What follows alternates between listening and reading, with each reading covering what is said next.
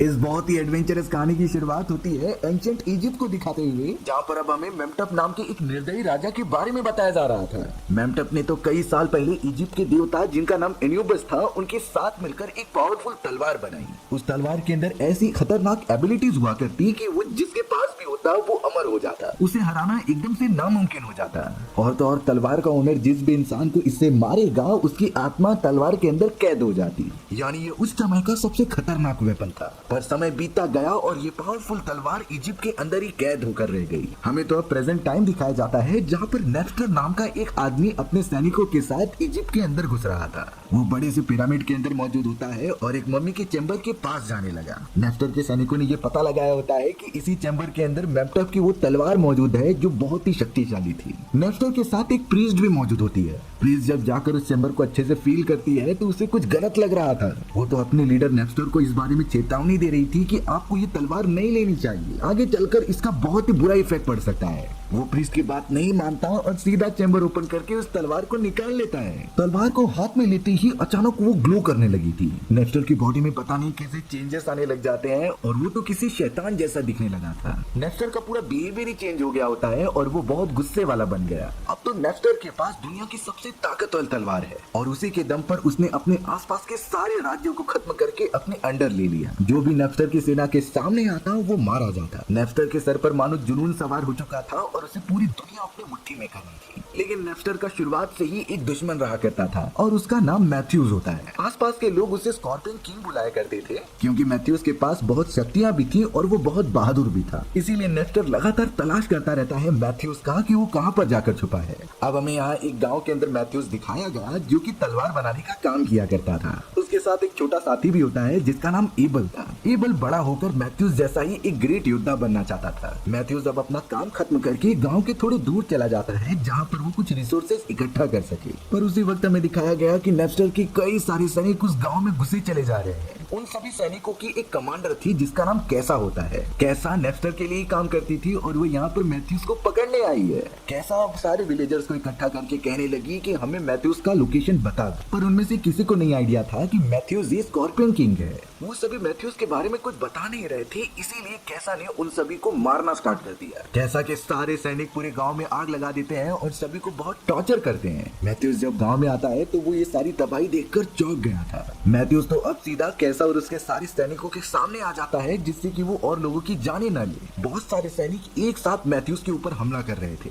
लेकिन मैथ्यूज काफी बहादुर होने के साथ साथ ताकतवर भी होता है। उसने एक एक करके सारे सैनिकों को मारना स्टार्ट कर दिया और वो डोमिनेट कर रहा था। लेकिन अब कैसा ने उसके एक छोटे साथी एबल को पकड़ लिया होता है और अब वो मैथ्यूज को धमकी दे रही थी कि वो इसे जान से मार देगी। मैथ्यूज बिल्कुल भी नहीं चाहता था कि उतने छोटे बच्चों को चोट पहुंचे, इसीलिए वो उनके साथ जाने के लिए मान जाता है। बट यहाँ कैसा बहुत ही ज्यादा निर्दयी थी। उसने तो अपने नुकीले वेपन निकाले और मैथ्यूज के सामने एबल को जान से मार दिया। मैथ्यूज को यहाँ पर बहुत गुस्सा आ रहा था और अब वो कैसा को मारने के लिए आगे बढ़ता ही है, लेकिन तभी कैसा ने उसे एक पंच मारकर बेहोश कर दिया था। मैथ्यूज एकदम से अनकॉन्शियस होता है और कैसा उसे कैद करके अपने सैनिकों के साथ नेफ्टर के पास लेके जाने लगी। यानी कि कैसा ने अपना काम कर दिया था और अब शायद मैथ्यूज के मिलने के बाद नेफ्टर उसे जान से मार दे। कैसा तो अपने साथियों के साथ मैथ्यूज को पकड़कर नेफ्टर के पास लेकर जा रही थी, लेकिन अब बहुत ज्यादा रात होने के बाद उन्हें एक जगह पर रुकना पड़ता है। जब सारे सोल्जर्स सोए हुए थे तो वहाँ पर एक लेडी आ गई जिसका नाम टाला होता है और टाला ने सारे सोल्जर्स को मारना स्टार्ट कर दिया। टाला सीधा मैथ्यूज के पास आती है और उसे आजाद करके अपने साथ लेकर चली जाती है। अब हम दूसरी तरफ टाला को देख रहे थे जो कि मैथ्यूज के ऊपर कुछ रिचुअल परफॉर्म कर रही होती है। उस रिचुअल के अंदर कई सारे स्कॉर्पियंस उसके पास आ जाते हैं और मैथ्यूज के बॉडी पर डंक मारते हैं। ये एक अजीब तरीके का रिचुअल था जिसमें कि मैथ्यूज के सारे घाव भरने लगे होते हैं और वो पहले से बहुत ज्यादा ताकतवर हो गया था। कई घंटों तक ये रिचुअल चलता ही रहा और जब मैथ्यूज को होश आता है तो वो टाला से पूछने लगा कि आखिर उसने उसकी जान क्यों बचाई। तब यहाँ टाला रिवील करती है कि वो बेल्थेजार की बेटी है। दरअसल बेल्थेजार वो राजा था जिसके साथ मिथाइस ने पहले मिलकर काम किया होता है। नाम पुकारते ही मैथ्यूज उसे पहचान गया था। टाला ने सारी बातें बताई कि किस तरीके से नेफ्टर भी उसके कबीले वालों को खत्म करने के पीछे पड़ा हुआ है। इसीलिए टाला अपने कबीलों के साथ चाहती है कि वो नेफ्टर पर हमला करके उसके पूरे प्लान को ये बर्बाद कर दे। लेकिन सबसे डराने वाली बात ये थी कि नेफ्टर के पास वो मैजिकल तलवार आ चुकी है।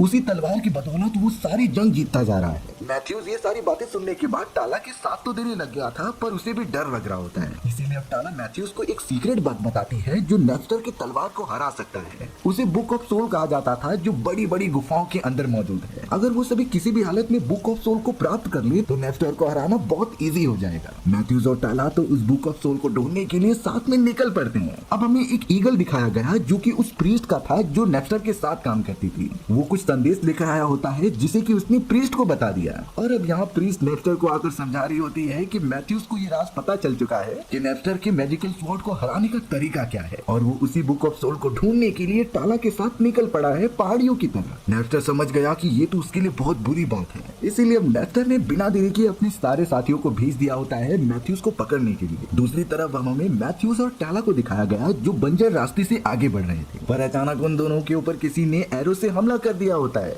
मैथ्यूज टाला को सही सलामत लेकर वहाँ से निकलता ही है, लेकिन उन दोनों को अब कई सारे ट्राइब के लोगों ने पकड़ लिया था। उन सभी ट्राइब के लीडर का नाम उरुक होता है। उरुक को ये बिल्कुल पता नहीं था कि मैथ्यूज कौन है, और वो तो चाहता था कि इन दोनों को मारकर खा लिया जाए। एक आदमी उरुक को बताता है कि मैथ्यूज ही स्कॉर्पियन किंग है, यानी वो महान आदमी जिसकी चर्चाएं इतिहास में लिखी गई थी। अब यहाँ उरुक ने स्कॉर्पियन किंग के बारे में बहुत बातें सुनी थी, इसीलिए वो उसकी पावर्स देखना चाहता था कि वो कितना काबिल है। उरुक तो अब सीधा आ जाता है मैथ्यूज के पास और उसे एक चैलेंज देता है। वो कहने लगा कि मेरे 3 सिपाही तुम्हारे पीछे होंगे और बो एंड एरो से हमला करेंगे, तुम्हें उनसे बचना है और उन्हें मार गिराना है। अगर मैथ्यूज ऐसा करने में कामयाब हो जाएगा तो उरुक उसे छोड़ देगा। उरुक को लग रहा था कि मैथ्यूज इससे घबरा जाएगा, पर मैथ्यूज ने कहा कि तुम अपने 3 सिपाही नहीं बल्कि 5 सिपाही भेजो। मैं अगर बचते हुए उन्हें हराने में कामयाब हो गया तो तुम्हें टाला और मुझे भी आजाद करना होगा। उरुक ने भी ये चैलेंज एक्सेप्ट कर लिया था। वो तुरंत ही उस चैलेंज को स्टार्ट करते हैं और मैथ्यूज दूर उस बंजर जमीन पर भागने लगा था। मैथ्यूज के पीछे 5 सिपाही मौजूद होते हैं और उनमें से एक उरुक भी मौजूद था। वो एकदम पास से मैथ्यूज की ताकत और सारी स्किल्स देखना चाहता था। थोड़ी देर तक भागने के बाद मैथ्यूज उनके ऊपर ही हमला करना स्टार्ट कर देता है। एक एक करके वो उन्हें घायल करता जा रहा था, लेकिन किसी की जान नहीं लेता। अंत में बहुत ज्यादा ट्राई करने के बावजूद भी जब सभी लोग मैथ्यूज को नहीं मार पा रहे थे तो मैथ्यूज उनके लीडर यानी कि उरुक के पास पहुंच गया और उसके गले पर चाकू लगा दिया। यानी कि अब उरुक बहुत बुरी तरीके से हार चुका था। उसे रियलाइज हो गया कि मैथ्यूज जो कि एक स्कॉर्पियन किंग है इसी तरीके से नहीं बना है। उसने बहुत ज्यादा अपने ऊपर ट्रेनिंग की थी और स्किल्स को एक्वायर करने की कोशिश की है। उरुक तो यहाँ पर मैथ्यूज का शुक्रिया अदा भी करता है, क्योंकि मैथ्यूज ने चैलेंज के दौरान उसके किसी भी साथी की जान नहीं ली होती। उरुक और उसके कबीले वालों ने सम्मान पूर्वक मैथ्यूज और टाला को यहाँ से छोड़ दिया। दोनों अपने घोड़े पर बैठकर वापस अपनी मंजिल की तरफ निकल पड़ते हैं। मैथ्यूज और टाला तो एक बड़े से सफर को तय करने के बाद काफी अजीब तरीके के डोर के पास आ जाते हैं। ये डोर रेगिस्तान के एकदम बीचों बीच था। इसके दूसरी तरफ ना कोई उन्हें दरवाजा दिखाई दे रहा होता है और ना ही कोई दूसरा रास्ता। टाला ने नोटिस किया कि उस स्ट्रक्चर के ऊपर कुछ अजीब तरीके की लैंग्वेजेस लिखी गई हैं। ये लैंग्वेज उसे बिल्कुल भी समझ में नहीं आ रही थी और ये भी आइडिया नहीं होता कि यहाँ से बुक ऑफ सोल वो कैसे ढूंढे। टाला के पास अपने पूर्वजों द्वारा दिया गया एक मैप होता है जिसमें मेंशन था कि तुम्हें बुक ऑफ सोल के दरवाजे के पास से 200 कदम पीछे जाना होगा। इसी चीज को फॉलो करते हुए मैथ्यूज और टाला पीछे की तरफ जाने लगे। जैसे ही वो स्पॉट पर पहुंचते हैं तो उन्हें वहाँ पर एक अजीब सा स्ट्रक्चर नीचे भी बना दिखाई दिया। उस स्ट्रक्चर के बीचों बीच एक होल बना हुआ था। जब टाला अपने भाले को चेक करती है तो ये उसी स्ट्रक्चर से मैच कर रहा था जो उसके कबीले वाले हमेशा से बनाया करते थे। टाला अपने भाले को लेकर तुरंत ही उस होल के अंदर घुसा देती है, पर अफसोस इसके बाद भी कुछ नहीं हुआ होता। लेकिन अब मैथ्यूज बड़े ध्यान से देखने लगा उन लैंग्वेजेस को जो स्ट्रक्चर के ऊपर लिखे हुए थे। अचानक मैथ्यूज को वो स्ट्रक्चर समझ में आने लगे और वो उसे सॉल्व कर लेता है। ये कोऑर्डिनेशन दिया गया था भाले के ऊपर लगे हुए एक डिवाइस को सेट करने का, और इन चीजों की वजह से मैथ्यूज टाला की हेल्प करते हुए वो कॉम्बिनेशन बनाने में कामयाब हो जाता है। इस कॉम्बिनेशन से चांद की रोशनी सीधा उसके ऊपर पड़ रही थी और एक अजीब तरीके का रिएक्शन होता है। ये रिएक्शन दरवाजे के अंदर एक अजीब तरीके का पोर्टल ओपन कर रहा था, यानी यही पोर्टल है बुक ऑफ सोल तक पहुंचने का रास्ता।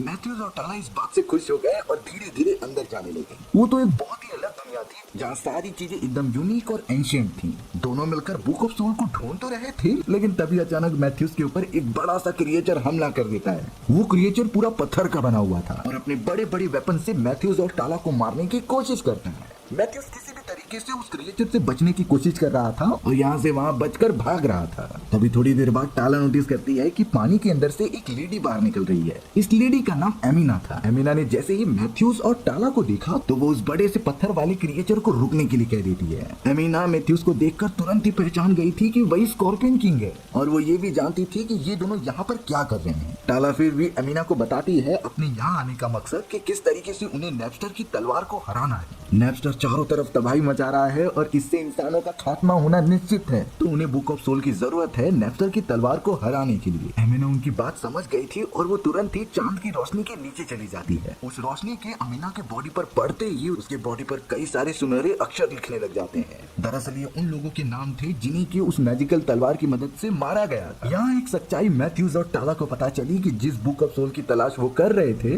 वो कोई किताब नहीं है बल्कि अमीना ही बुक ऑफ सोल है। अमीना बताने लगी कि वो यहाँ से बाहर नहीं निकल सकती क्योंकि ये क्रिएचर उसे प्रोटेक्ट करता है और यहाँ से बाहर जाने नहीं देता। लेकिन अमीना ने टाला और मैथ्यूज को उस क्रिएचर की एक कमजोरी बता दी कि ये आग से बहुत डरता है। इसीलिए अब मैथ्यूज और टाला मिलकर अमीना को यहाँ से बाहर निकालने का एक प्लान बनाने लगे। अब हमें यहाँ खेंसा दिखाई जाती है जिसे ये नेफ्टर ने भेज दिया था मैथ्यूज को पकड़ने के लिए। लेकिन अब उस बंजर रास्ते में वही सारे ट्राइब के लोग मिल गए थे जिन्होंने मैथ्यूज और टाला को पकड़ा था। वो सभी खेंसा और उसके साथियों के सामने आकर उन्हें आगे बढ़ने से रोक देते हैं। खेंसा कह रही थी कि अगर तुम सब ऐसा करोगी तो मारे जाओगी, बट उस ट्राइब का लीडर जो कि उरुक था वो कहता है कि तुम्हें हमसे फाइट करनी होगी। उन सारे ट्राइब वाले लोगों की संख्या ज्यादा होने पर खेंसा उससे लड़ाई नहीं करती और अपने साथियों के साथ वापस चली जाती है। मैथ्यूज तो अमीना से बैठकर बातें कर रहा था और पूछता है कि आखिरकार हम नेफ्टर की तलवार को कैसे हरा सकते हैं। अमीना बताने लगी कि तुम्हें मेम्टप के डूम में जाना होगा, वहीं पर तुम्हें अपने सवालों के जवाब आसानी से मिल जाएंगे। मैथ्यूज ने तो अमीना को भी अपने साथ इनवाइट किया कि वो वहाँ पर चले और उनकी मदद करें, पर सबसे पहले अमीना को उस क्रिएचर से बचाना होगा। इसीलिए प्लान के अकॉर्डिंग वर्क करते हुए मैथ्यूज, टाला और अमीना उस गेट के पास आ जाते हैं और जैसे ही उस क्रिएचर को पता चला कि अमीना वहाँ से गायब है तो वो उसे पकड़ने के लिए उनकी तरफ भागने लगा। लेकिन तब तक टाला ने बीच रास्ते में ही आग की लेयर फेंक दी होती है और वो क्रिएचर आग से बहुत डरा करता था, इसीलिए वो आगे नहीं आ पाता। इस मौके का फायदा उठाकर वो सभी गेट को ओपन करते हैं और दूसरी तरफ पहुंच जाते हैं। अमीना ने कितने सालों बाद इंसानी दुनिया देखी थी और वो पूरी तरीके से एंजॉय भी कर रही होती है। वो तीनों अब घोड़े के ऊपर बैठकर सीधा मेम्टप के डूम की तरफ बढ़ने लगे। कुछ समय के बाद कैसा अपने साथियों के साथ उसी डोर के पास आती है, पर उन्हें मैथ्यूज कहीं नहीं दिखाई देता।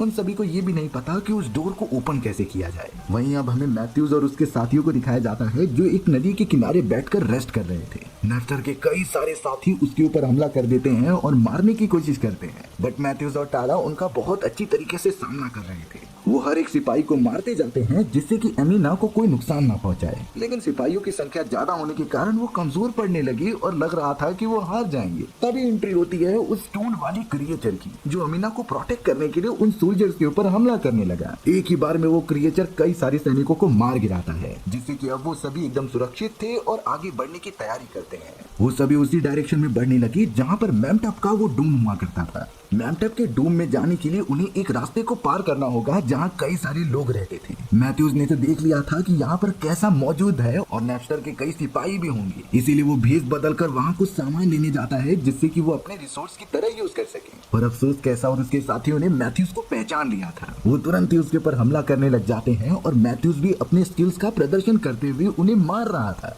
इस तरीके की उसने ट्रेनिंग की होती है, बट सैनिकों की संख्या के सामने मैथ्यूज भी कुछ नहीं कर सकता। इसी वजह से टाला वहाँ पर आ जाती है और एक घोड़ा गाड़ी के अंदर मैथ्यूज को जंप करने के लिए कहती है। दोनों अब जल्द से जल्द उस जगह से होते हुए एक नाव पर आ गए और वहाँ से दूसरी तरफ जाने लगे। अब यहाँ रास्ते में अमीना को एक विजन आता है। उस विजन में उसने देखा कि नेफ्टर ने टाला के भाई को जान से मार दिया है। ये सारी बातें दुखी होकर उसने टाला को भी बताया कि तुम्हारा भाई मरने के बाद अब अपने कबीले की नई राजकुमारी तुम हो। टाला ये बात सुनकर एकदम से मायूस हो गई और अपने भाई को श्रद्धांजलि देने के लिए खड़ी हो जाती है। लगातार ट्रेवल करते हुए अब वो एक किनारे के पास पहुंच गए जहाँ बहुत ही पुराने स्ट्रक्चर्स मौजूद थे। ये वही मेम्टप के डूम्स होते हैं जिसके अंदर जाने पर ही अमीना उन्हें आगे का प्रोसेस बताएगी। उन सभी के सामने एक आकृति मौजूद थी जो बहुत ज्यादा यूनिक होती है। ये मूर्ति ज्ञान के देवता की थी जिसके बारे में अमीना जानने के बाद मैथ्यूज को कहती है कि वो इस मूर्ति को तोड़ दे। मैथ्यूज वैसा ही करता है और तोड़ने के बाद उसके अंदर से एक बड़ा सा पेपर निकला है। उसके अंदर कई सारी बातें लिखी होती हैं, जैसे कि मेम्टप नाम के उस राजा को जब ये तलवार मिली थी, मेम्टप के हाथ में जब ये तलवार आई तो वो एकदम अंधकार में डूब गया और उसके अंदर बहुत ही ज्यादा ओवर कॉन्फिडेंस आ चुका था। लेकिन मेम्टप उस तलवार से जिस भी लोगों को मारता, मरने के बाद उन सभी की आत्माओं की आवाजें मेम्टप को सुनाई देती। एक समय के बाद मेम्टप पागल जैसी हरकत करने लगा था,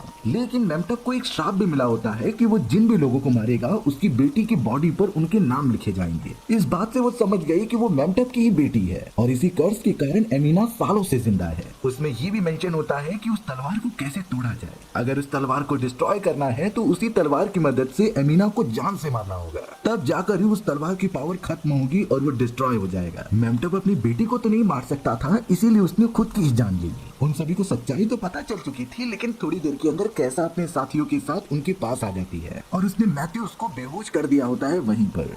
आंखें खुलने के बाद पता चला कि कैसा उन सभी को बंदी बनाकर नेफ्टर के पास लेकर जा रही है, लेकिन रास्ते में उरुक और उसके कबीले वालों की नजर उनके ऊपर पड़ी। अगले मोमेंट में हमें नेफ्टर दिखाया गया जो अपनी तलवार के साथ सामने की तरफ मैथ्यूस के पास आ जाता है, जिसे की कैद करके रखा गया था। लेकिन नेफ्टर ने प्रीस्ट से कहा कि वो अभी मैथ्यूस को नहीं मारेगा, वो उसके साथ एक जबरदस्त फाइट करेगा जिसके बाद वो उसे खत्म करेगा। लेकिन प्रीस्ट यहाँ पर नेफ्टर को सजेशन देती है कि तुम अभी इसे मार दो, नहीं तो आगे चलकर मैथ्यूस कितना ताकतवर बन जाएगा इसका अंदाजा नहीं है।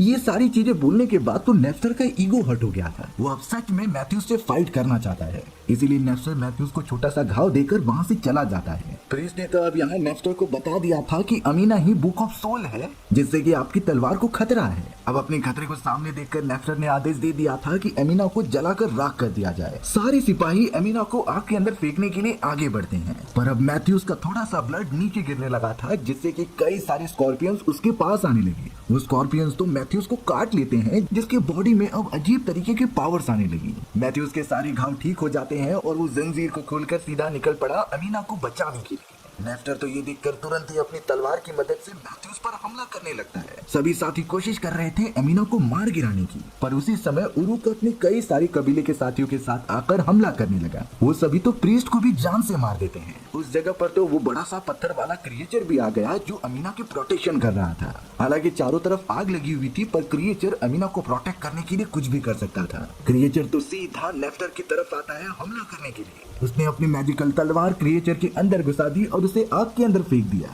अब यहाँ नेफ्टर के पास वो तलवार मौजूद नहीं थी, तो उसकी पावर्स कम होने लगी होती हैं। मैथ्यूस अब उठता है और उसके पास मौजूद एक छोटा सा चाकू वो फायर करता है। चाकू सीधा जाकर खेसा को लग गया था, जिसने कई साल पहले उसके छोटे दोस्त को मारा था। यानी एक तरीके से मैथ्यूस ने अपने इतने सालों का बदला ले ही लिया है। नेफ्टर के कमजोर हो जाने के बाद मैथ्यूस सीधा उसके गले में जंजीर मारता है और उसे झुलसते हुए आग के अंदर फेंक देता है। नेफ्टर भी तड़प तड़प कर उसी के बीच मारा गया। एंड में जाकर मैथ्यूस उस तलवार को ले लेता है, पर चौंकाने वाली बात थी कि उस तलवार की पावर मैथ्यूस को शैतान में नहीं कन्वर्ट करती, बल्कि उसका कलर तो रेड से ब्लू हो चुका था, यानी वो शांति के प्रतीक है। एमिना तो अब सीधा मैथ्यूस के पास आती है और कहती है कि मुझे इस तलवार से मारकर इसकी पावर्स खत्म कर दो, इसी में ही सबकी भलाई है। मैथ्यूस ये बिल्कुल नहीं करना चाहता था, लेकिन शायद इसके अलावा और कोई भी ऑप्शन नहीं है। जब तक ये तलवार मौजूद रहेगी तो कई लोग इसे पाने की कोशिश करेंगे, और अमीना नहीं चाहती कि उसके फादर और नेफ्टर जैसे खतरनाक लोग इस दुनिया में आए। इसीलिए मैथ्यूस ने वो तलवार अमीना की तरफ कर दी और अमीना ने वो तलवार अपने बॉडी में घुसा ली,